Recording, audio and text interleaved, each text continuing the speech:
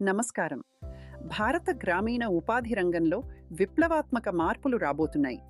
అదే Viksit Bharat guarantee for Rozgar and Ajeevika mission లేదా VBG Ramji bill 2025.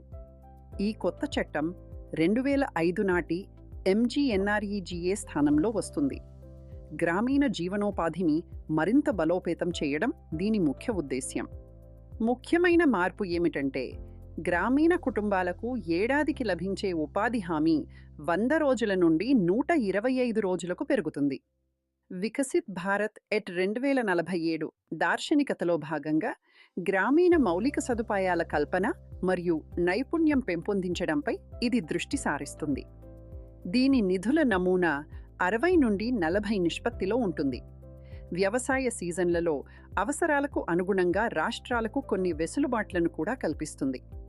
Digital పర్యవేక్షణ ద్వారా పారదర్శకతను పెంచుతూ గ్రామీణ భారతాన్ని సాధికారం చేయడమే ఈ మిషన్ లక్ష్యం.